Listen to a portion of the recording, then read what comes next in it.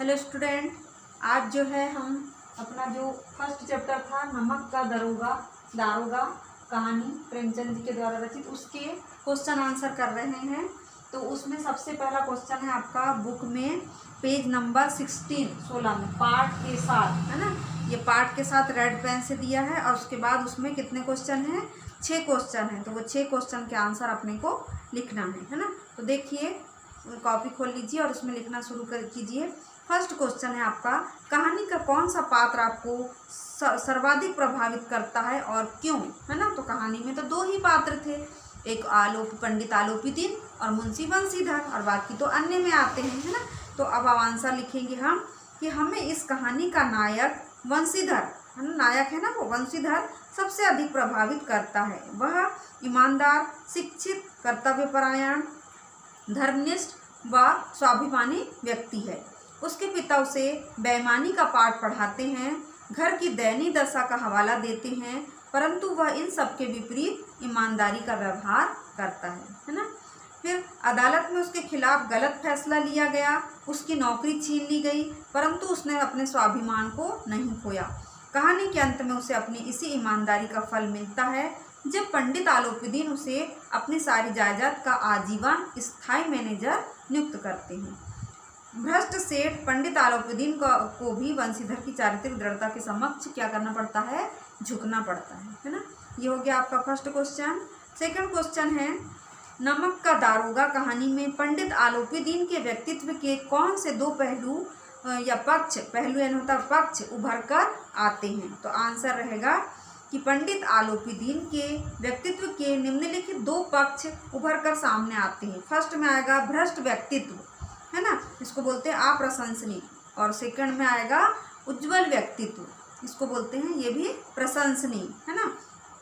अब सबसे पहले लिखेंगे अपन भ्रष्ट व्यक्तित्व, इसको लिखेंगे अप्रशंसनीय। इसमें लिखे इसके अंतर्गत लिखेंगे पंडित आलोपीदीन के चरित्र का यह पक्ष आदर के योग्य नहीं है। वह भ्रष्ट कार्यों को रात के अंधेरे में बड़े आराम से करता है, धन कमाने के लिए धन का गैर कानूनी उपयोग करता है। उसने विभिन्न सरकारी विभागों के अधिकारियों एवं कर्मचारियों को रिश्वत के दलदल में फंसा रखा है ना। ये हो गया। अब सेकंड है इसका उज्जवल व्यक्तित्व, प्रशंसनीय। अब उन्हीं के बारे में जो उन्होंने अच्छा किया उसके बारे में बताया गया है ना। लिखिए, इसमें कहानी के अंत में पंडित आलोपीदीन के व्यक्तित्व का सकारात्मक पक्ष उभर कर सामने आता है जब कहानी का अंत होने वाला रहता है ना।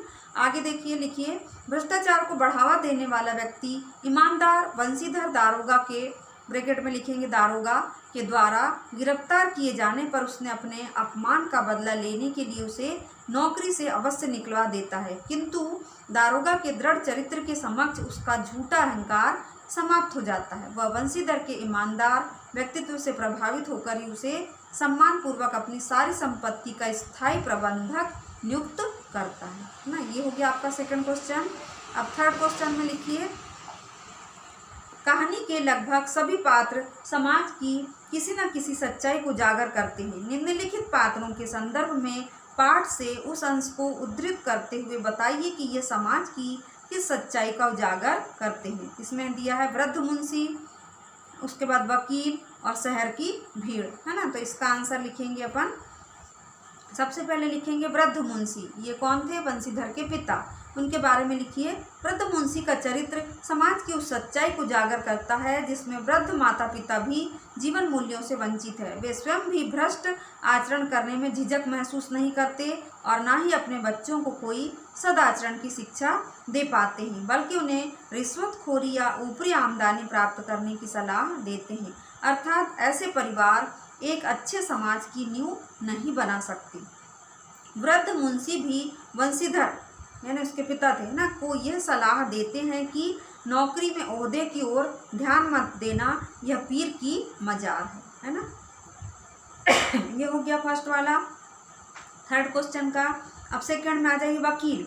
वकील के अंतर्गत लिखेंगे, वकील समाज की एक ऐसी सच्चाई है जो न्याय की जीत पर खुश होने के बजाय अपने मुवक्किल की जीत पर खुश होते हैं, चाहे न्याय का गला ही क्यों ना दबाना पड़े। न्याय की इससे सबसे बड़ी पराजय नहीं हो सकती है ना। अब अगला लिखेंगे अपन शहर की भीड़। इसके अंतर्गत लिखेंगे शहर की भीड़ समाज की वह सच्चाई है जो संवेदनहीनता का पर्याय है। वह केवल एक तमाशाबीन ही की तरह दृश्य को देखना चाहते हैं, किसी के दुख में भी तमाशे जैसा मजा लेते हैं। विशेष रूप से नए नए रावण को देखना उन्हें ज़्यादा अच्छा लगता है, जबकि वे स्वयं भ्रष्ट आचरण में लिप्त रहते हैं। फिर भी किसी भ्रष्टाचारी की कलाई खुलने पर खुलकर टीका टिप्पणी करने से भी नहीं चूकते हैं, है ना। ये हो गया। अब अपना अगला क्वेश्चन है, निम्नलिखित पंक्तियों को ध्यान से पढ़िए।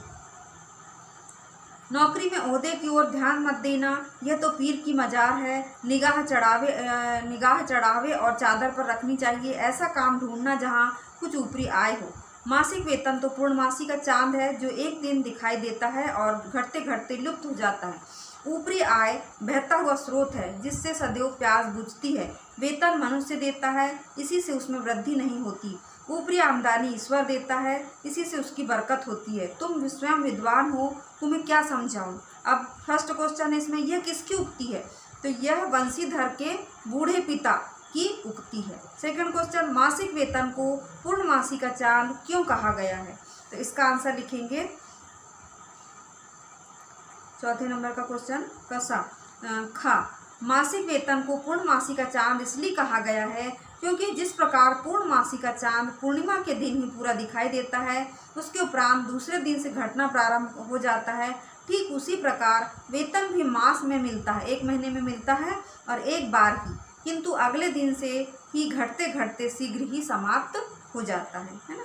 अब अगला क्वेश्चन है इसी का, क्या आप एक पिता के इस वक्तव्य से सहमत है? तो अपन लिखेंगे नहीं, मैं पिता के इस वक्तव्य से बिल्कुल भी सहमत नहीं हूँ, क्योंकि जब एक पिता ही इस तरह की सोच का वक्तव्य देगा तो पुत्र की मानसिकता के विकृत होने की संभावना अधिक हो जाती है। ऐसी मानसिकता समाज के लिए भी अहितकारी है ना। अब अगला क्वेश्चन है, नमक का दारोगा कहानी के कोई दो अन्य शीर्षक बताते हुए उसके आधार को भी स्पष्ट कीजिए। तो सबसे पहले लिखेंगे अपन, नमक का दारोगा कहानी के दो अन्य निम्नलिखित शीर्षक हो सकते हैं।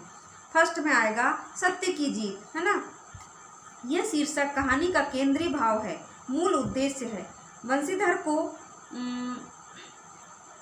सत्य के रास्ते पर चलने में कठोर संघर्ष का सामना करना पड़ता है, यहाँ तक कि उन्हें नौकरी से भी निकाल दिया जाता है, परंतु वे विचलित नहीं होते। कहानी के अंत में भ्रष्ट आलोपी दिन उनके यहाँ आता है और अपने किए पर पश्चाताप प्रकट करते हुए बंसीधर को अपनी संपत्ति का प्रबंधक नियुक्त करता है। अतः सत्य की जीत कहानी शीर्षक कहानी के लिए उपयुक्त शीर्षक हो सकता है। और सेकंड शीर्षक आएगा नैतिकता का मूल्य। यह कहानी नैतिक मूल्यों पर आधारित है। ईमानदारी के महत्व को कहानी में रेखांकित किया गया है। यह कहानी जीवन मूल्यों के प्रति आस्था को बनाए रखने में सक्षम है। अतः कहानी का दूसरा उपयुक्त शीर्षक नैतिकता का मूल्य हो सकता है। ये हो गया आपका पांचवा क्वेश्चन। अब छठवें क्वेश्चन में आ जाइए, आखिरी क्वेश्चन है आज का। कहानी के अंत में आलोपी दिन के द्वारा बंसीधर को नियुक्त करने के पीछे क्या कारण हो सकते हैं?